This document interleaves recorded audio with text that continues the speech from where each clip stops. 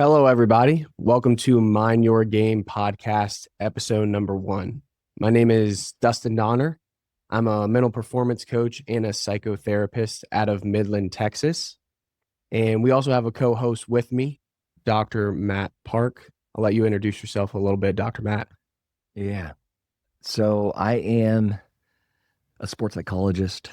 I just transitioned out of NASA for about 11 years as an organizational effectiveness specialist, and the whole government shutdown thing, it's pretty crazy right now. Dustin and I, we've known each other for a while, and we wanted to do this podcast. And one of the spaces that we are diving into is sports. And if you think about sports and how it relates to life and business, there's so many lessons that we can pull from athletes and sports, especially in a game like golf, which we really specialize in terms of the mental game of golf. So Dustin and I are both from MPGA, the Mental Performance Golf Academy. We have our community that we're building, and we also have a membership community, a private community, and the launch of this podcast, which we are super excited to partner with Caddy Snacks. So shout out to Caddy Snacks, our official sponsor. And I said Dustin's on the cover of these wrappers with his little mustache right here. Really excited to be your co-host, Dustin. So thanks for having me on. Yeah, of course, Dr. Matt. And thank you for mentioning MPGA and giving us this opportunity as well within this podcast and Mind Your Game. And Dr. Matt stated, it's alluded in the title of the podcast, but Mind Your Game can reach so many different platforms and populations in the sense of athletics, golf, business, and just everyday life. So that's what we want to bring you all as the listeners, or maybe viewers if you're seeing this, because we're also recording these podcasts as well live. So as Dr. Matt mentioned, we specialize in working in the golf field. So no better thing than to start episode 1 with talking about the Ryder Cup. So Dr. Matt, I'm curious, with the Ryder Cup finishing up, a lot of different things, Europe pulling off the win and staying consistent. What were your initial first thoughts about the Ryder Cup this year? Yeah, I think this year there was more press about the fans than ever. And I'm just really impressed with how the players conducted themselves, even in the post interviews of when they can point fingers and blame and really feel like a victim. I'm specifically thinking about Rory and that whole incident with his wife. But yeah, there are moments where you get emotionally flooded, where it takes you out of your element, out of your focus, out of your game. But to be able to have that level of concentration, compartmentalization, and to just be on, blocking out the noise, blocking out the crap that goes on outside. It's almost like an executive or a leader coming into a business and they just came out of a fight with their spouse or something bad has happened and you're having to transition into work and really be on. How do you do that? How do you let go and compartmentalize the noise outside and not bring work home or home stuff to work? And it's really hard to do. And I'm just super impressed with how athletes at that level, at this caliber, are able to shut out noise, even if they're super flooded and upset and angry. And it was just a masterclass on how these players can control their emotions and their thoughts and refocus and repivot in such a short period of time with that much pressure. Yeah. Yeah. What about you, And Dustin? What stood out just generally for you when you think about the Ryder Cup this year? Yeah, I think you hit on already some great key points of the Ryder Cup this year, especially I think Rory comes to a lot of our minds when thinking about the Ryder Cup, the emotions and all the videos surfacing on social media of maybe him throwing some cuss words out there at the crowd or the crowd throwing some things at either him or his wife. And to be able to stay focused throughout not just one hole, not just one day, one round, throughout the entire weekend. And I think that's the biggest thing that stands out to me, as well as these expectations that either the public or sponsors or external factors put on these golfers at such a high level. And kind of like you were saying with leaders or business owners and executives, in a sense, they also have a lot of external pressure coming from either the employees underneath of them or someone throughout the company, and just being able to leave it at home or leave it at work and then come home. I think that was the biggest thing that I saw were these expectations necessarily. And The expectations, you said that a couple times. So I was just about to ask you about, did you see that episode or that interview with Scotty Scheffler on expectations? yeah, I think that was the video that stood out to me the most, and what prompted me to want to talk about the Ryder Cup first with you on episode 1, because a lot of people set expectations for themselves. And Scotty Scheffler did a tremendous job at explaining when the reporter asked him, do you have any expectations going into this weekend, going into the Ryder Cup? There's a lot of things on the line. And I can't quote unquote say exactly what he said, but ultimately he said, I never have expectations going in. And the only thing expectations do for yourself or for anyone else is lead to disappointment. And I completely agree with Scotty Scheffler.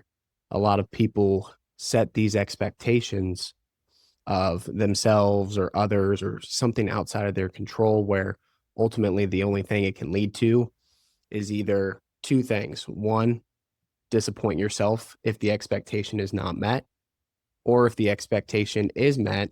For example, if Scotty Scheffler had, let's say, an expectation of winning the Ryder Cup, and let's say the U.S. did win the Ryder Cup, then ultimately they can't have pure happiness because they already expected it from themselves, and they're not living in the present moment, and they're so focused on the future if you have these expectations like he was talking about.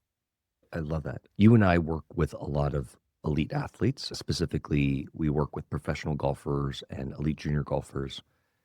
And we run into this conversation on expectations all the time. So I'm going to boil it down. Even not just the Ryder Cup or the entire event, but even if we break it down to a hole, like a lot of my players struggle with easier holes. And it's so funny. It's like the easy par fives, and they struggle with the easy holes. And you dig a little bit more, like why on the harder holes or the harder shots, they're able to kind of pull off, but the easier shots or the easier holes, they're more disappointed in themselves. And I think it goes back to the expectations. If there's a gettable par five, short par five, you're standing on the tee, and in your mind, you're thinking, okay, you're expecting yourself to make a birdie or get one back. And so that expectation gets played out in your head, and you're jumping into the future. And there's always this comparison from where you are to what you expect to get, and this gap. And you're always focused on this gap. And so I expect myself to get a birdie. So if I get a par, even though par is a good score, I feel like I made a mistake. Like I feel like I made a bogey when I set that expectation. So a lot of times, and I think this is similar to Scotty in that interview. I watched that interview as well. And I say to my athletes, you can have high expectations. Have high expectations on your process, on things that you can control. Have no expectations and detach from results and outcome, because you can't control those things. Yeah, we can set a goal and a vision of wanting to win the Ryder Cup, wanting to make a birdie, but don't place expectations there, because that's where your focus and attention goes. It's almost, okay, how do you reel that back and set high expectations on your process, on being able to focus on your pre-shot routine, on your breathing, on taking your time to go through your mechanics and your swing and letting go and committing. Set high bar there. And I think Scotty does that. That's an example of what he does. Yes, sir. Yeah. I think ultimately that is a great way of framing it, in a sense of setting high expectations for yourself on things that you can control, and having limited to no expectation on things outside of your control. And as human beings, ultimately our mind's going to go straight to having an expectation. And we've talked about, of course, off camera, off the podcast, of having these should statements of I should do this, I should do that. And ultimately those shoulds, that is the first thing that you can catch yourself setting an expectation of either yourself or someone else of, hey, Dr. Matt should talk more than me on the podcast episode today. And let's say I talk more than you do. Ultimately, I'm going to feel disappointed after a great podcast episode today if I have that expectation. Yeah. And You are a licensed counselor, and you heard this whole idea of neurolinguistic programming and language and how important language is. And they often say, don't should yourself as a Mhm. play on of words, but exactly what you're saying. We use language internally, we talk to ourselves, and we place these expectations. I should be doing this. I should be ranked this. I should be at this caliber. And what that does is it produces emotions inside of you that you don't necessarily need or want. And you're self inducing these emotions. Like, I'm starting to feel guilty for I should be doing more as a father.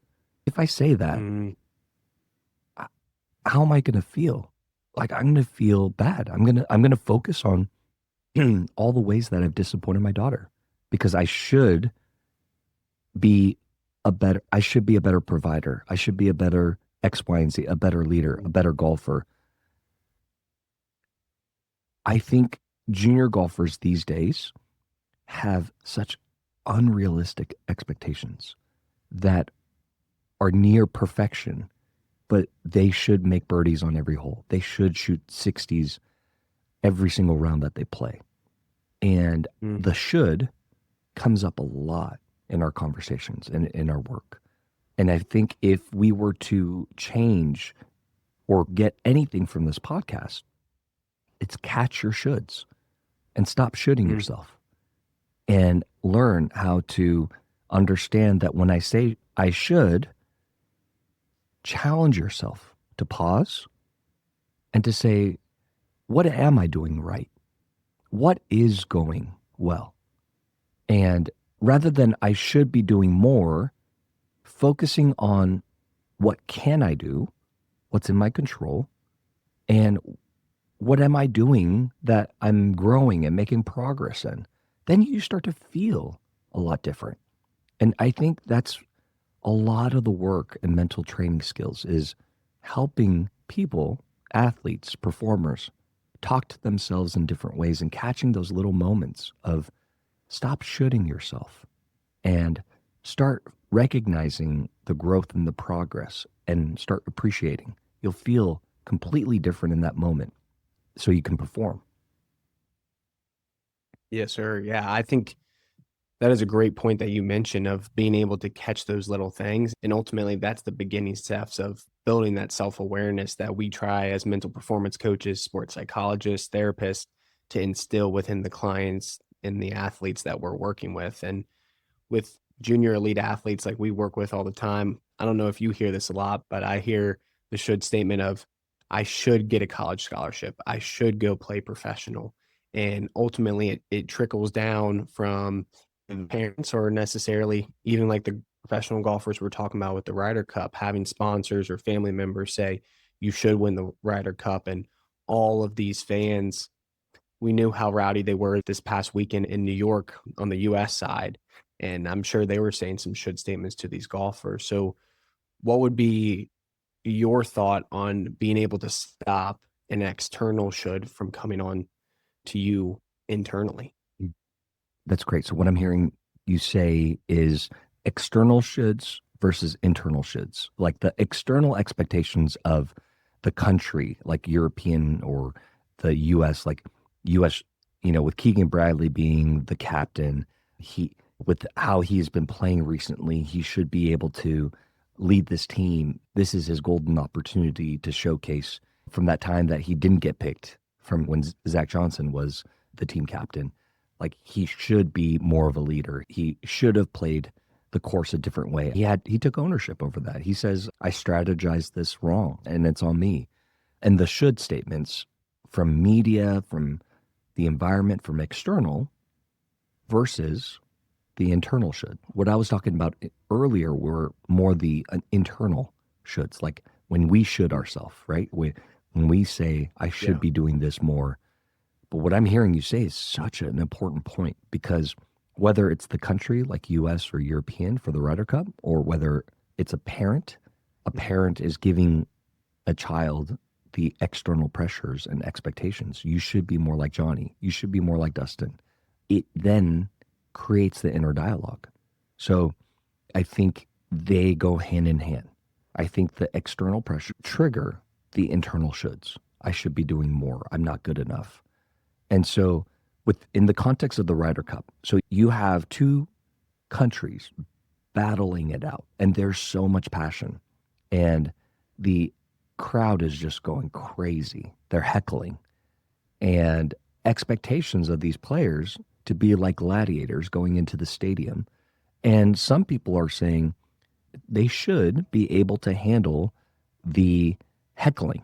All other sports, if you go to a soccer game or a basketball game, when Steph Curry is trying to make a free throw, it's not silent. The whole bleachers are just clapping and trying to get in his head. So as a professional athlete, there's this expectation that you should be able to block out the noise.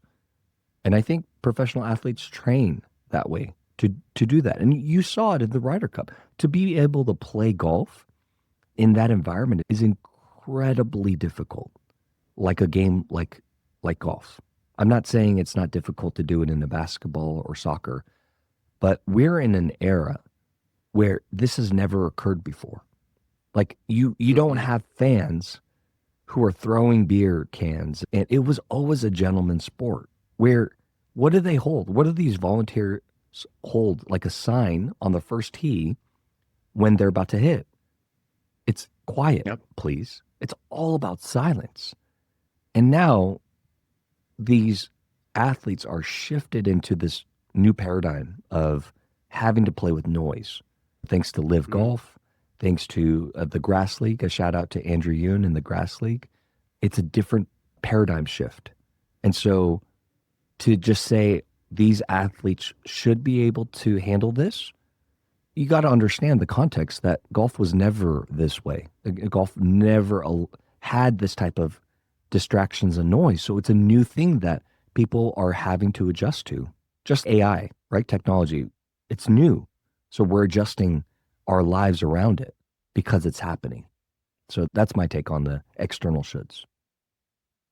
Yeah. And I think with that being said, as you were speaking on kind of the preparation of being able to block out the noise, block out the external shoulds, which can sometimes come inwards within these internal shoulds, I'm wondering, what would you do, or if you were working with someone first time Ryder Cup, or go into an environment that they're not used to, in the sense of the Ryder Cup, very noisy, very loud.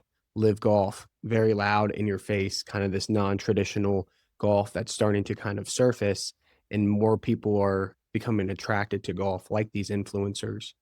What would be your take on how to prepare as a first-time golfer heading into the Ryder Cup, where you're used to the quiet please, and now necessarily it's the complete opposite, and like you said, it's just two gladiators going in and battling head on? I think about that. That's such a great question. My thinking around this is playing on expectations. We started this conversation with having no expectations, like Scotty Scheffler. And I said, sometimes I teach my athletes to have very high expectations on the things that they can control, things like their process, and very low expectations on the things that they don't have control, like the outcome. So high involvement, low attachment. Now, if there was a new player, like Ben Griffin, for example, like going in to an arena where it's just a completely different experience and you're wearing the honor and the badge of the country, like how do you prepare for this paradigm shift? How do you prepare for something like this? And I think you can play on the expectation piece of expect the worst, expect the heckling, and prepare yourself for all the different contingencies of what could happen, and prepare mentally, visually, manifest how you're going to respond to these situations.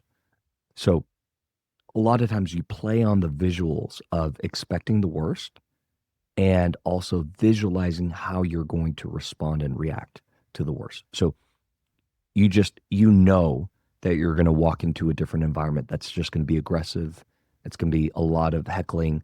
And I love this reaction when Rory McIlroy was buttoning up his shirt and a U.S. fan was heckling Rory. You remember that, Dustin? And they said, Yep. Rory, Yeah. you don't need Great you video. don't need a button. Yeah, you don't need a button that in order for you to choke. And the response was laughing and saying, that's a good one. It's like high five. And you roll off of it because I think Rory did a lot of visualization, of preparation, of expecting the worst and not let it get under his skin. So he almost welcomed it and said, oh, good. Like he didn't take anything personal. So it was this kind of Teflon mentality of just letting it slide off, not attaching to anything people say. Now, the one time you saw him get livid was when someone threw a beer can at his wife. It wasn't to him. It was to someone that he loved, someone that he wanted to protect, and she had nothing to do with it.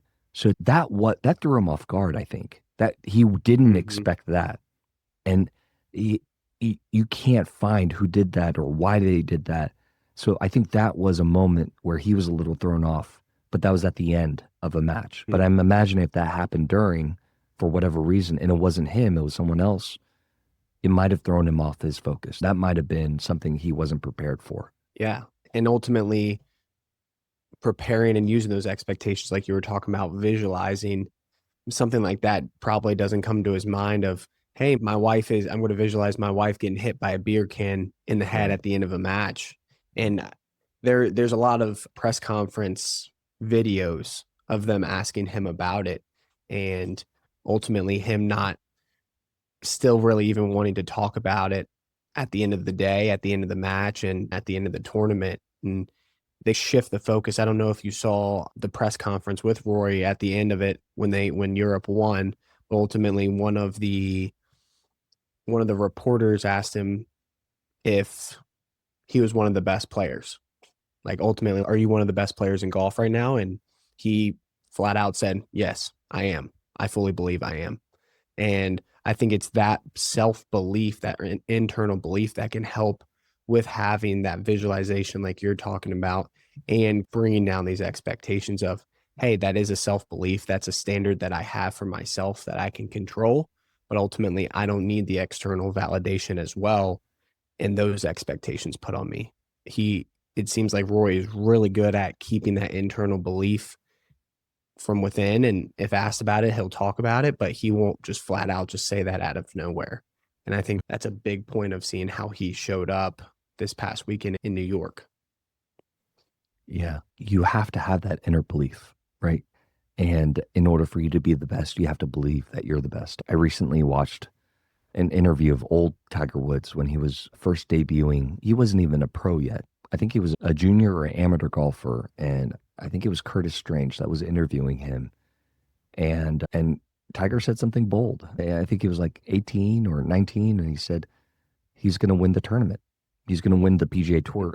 The host, I think it was Curtis, he was just laughing, saying, it's like, young kid, you don't know how hard it is to win on the PGA Tour. Like, you have no idea. Like, how dare you say that? Almost like he was scoffing at him. And Tiger Woods says, my belief is, why play to compete if you don't believe you're going to win every time you tee it off? It's not that I expect myself to win, but I'm believing in my ability to win. So I think the difference, going back to the expectation, the conversation, is it's not I expect myself to win this tournament. It's more I believe in my ability to win. And I think that's a subtle shift, but a really important one. And we saw that in Tiger. Yes, sir. And I've seen that interview, and it's a great one because you can easily see the reporter get thrown off by his answer, but you could tell it didn't come from a place of cockiness. It came from a place of confidence. Yes. A confidence within Tiger Woods of, I might be 18, I might be younger than everyone here, but I still can believe in myself because that's what is ultimately within my control. And I'm curious, as we're talking about the Ryder Cup, we're talking about setting expectations, internal beliefs. Do you feel as though a team environment that the Ryder Cup produces, Europe versus the US, also that internal belief can grow with having this team environment. As I don't know if you saw the press conference after Europe won, you could tell that the team chemistry was there for them. And I'm wondering if that plays a role within this internal belief. 100%. I think you and I talked about this, but remember that it was a viral clip of Phil Mickelson presenting this whole different idea of what he thinks the next team captain should be. And he said that the next team captain for the Ryder Cup team, for the US Ryder Cup team, shouldn't be necessarily anyone in golf. It should be someone who specializes in bringing a team together, like Coach K from Duke University men's basketball team, and how he took the dream team at the Olympics, all these stars, individual stars, and put them together as a team. And I think there's a lot of validity to that. For Phil Mickelson to say, I don't think the next team captain has to have any knowledge or experience in golf. It shouldn't really be a golfer, because golf is really all about an individualized sport. But bring in someone who can produce team chemistry and team cohesion and really bond the team. Do that work where they know how to do that work. And I see that all the time when at my time at NASA, at my time in building a lot of college programs and teams. It's if you can work on that team chemistry, it's different. Like, people are jiving at a different level. The high performance of helping each other out, supporting each other, and you feel this camaraderie. And it's an internal strength that it's hard to do when you're just trying to build your own.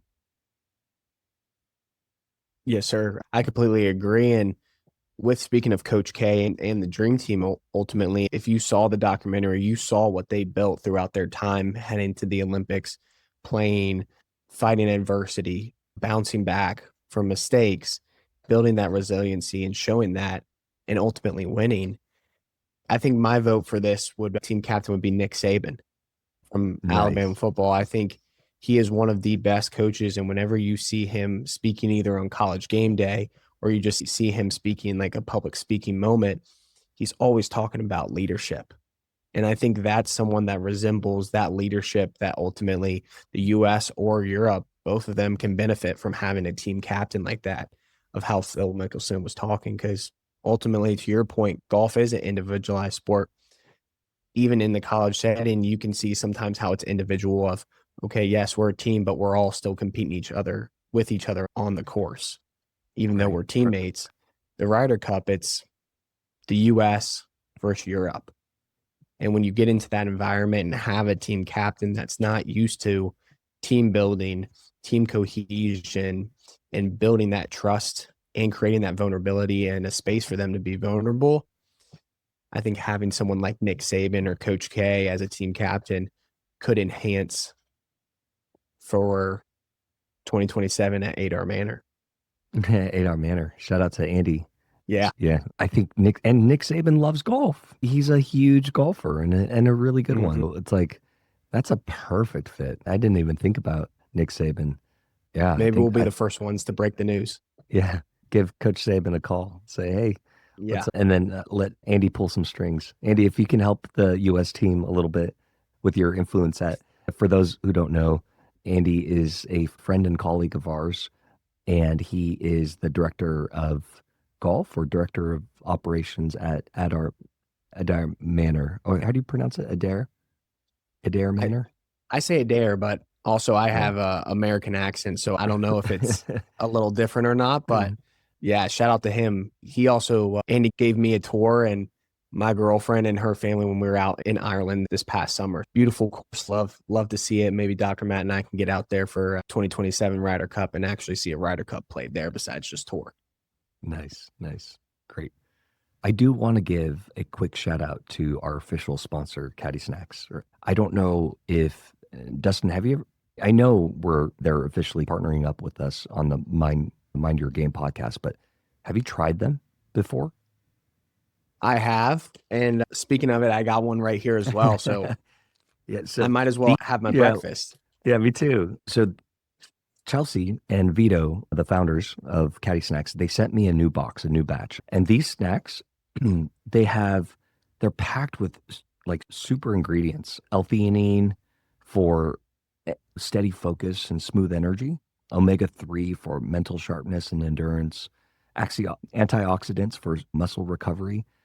But the best thing about these, not only do we have you on the cover, Dustin, but the best thing about these, they taste so freaking good. They're so good. Every single person that I've given it to, just saying, wow, these are so good. And they are. So I know they are available. They have sample packs on Amazon, and we're helping them distribute as well. So if you want to try these and you're interested in it, go to eatcaddysnacks.com. Check them out. They're really good. And they're good for you. So great snacks for golfers, especially instead of choosing a Snickers bar or eating a hot dog. Thanks, Caddy Snacks, for being our official partner and sponsor. Yes, So sir. bring us home, Dustin. How would you like to Yeah. close us? I think honestly, we're already getting to it with looking ahead in 2027 in Ireland at Adar Manor. Of course, I got the opportunity to see that course, and maybe we can throw some images up here within our recording of the course, but it's a hard one. It's difficult. There's ridges everywhere. There's hazards, long, lengthy course. And definitely, I think the Europe fans are going to be building up over the next 2 years from what the USA fans did this year in New York. So I think tension's going to be high. US is going to try to come back and win now overseas and in an away environment almost within the team atmosphere of the Ryder Cup. And I'm curious, what do you think the teams, US and Europe, can take away from this year, now going 2 more years waiting to play at Adar Manor in 2027? Yeah. One, I think you and I having this conversation about the post that Phil Mickelson said about getting the right team captain. Not saying Keegan Bradley didn't do a good job. There's so much pressure on a leader, and you have to fall on the sword. Or when you win, you don't take any of the credit. So, like Luke Donald, if you saw, he was very quiet, and it wasn't in the end, but it was all about the team. So when the team wins, it's about the team. When the team loses, the leader takes the blame. And Keegan showed just a lot of grace and a lot of class. He was a class act in that. But strategy, I think strategizing early of knowing how to build the team chemistry and culture and connection, building the relationships, not necessarily strategizing the course and things like that. But if you look at team dynamics, you build up that team outside of the environment. You just build the chemistry, the relationships. And I think that's more important in high performance than you would think. And I think Nick Saban or Coach K, anyone who does this day in and day out with their championship organizations and teams, they know the importance of relationships and how that can produce high performance. And so I would say the focus on that early on, whenever they have their captain's pick and figure out who's going to play. And then the whole conversation around managing expectations of having standards and core principles and values, guiding principles that we're going to live by no matter what as a team. So agreeing upon some agreements beforehand, no matter what happens, we are going to think beyond ourselves and not act in a selfish way. Or no matter what happens, I'm going to stand on our guiding principle of trusting first before judging another teammate or another person, or a class act and respect no matter what.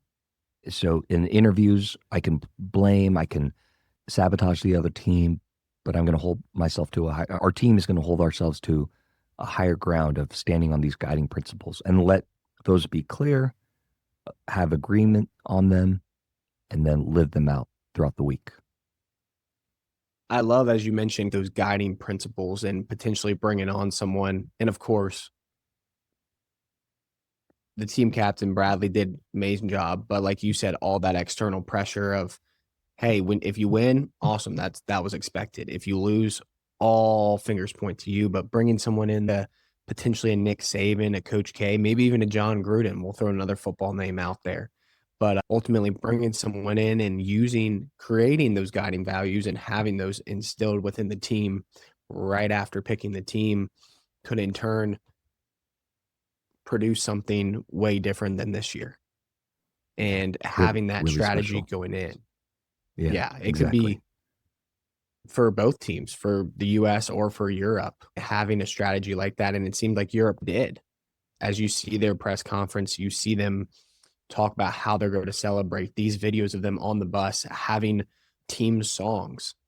You didn't really see much of that from the US. You saw them getting along, taking photos, funny videos throughout the week. Ultimately, I think team chemistry is what can take the team to the top, especially within the Ryder Cup or any business and an organization and leadership. It all starts at the top. So bringing someone in that can instill those values and create it with the team.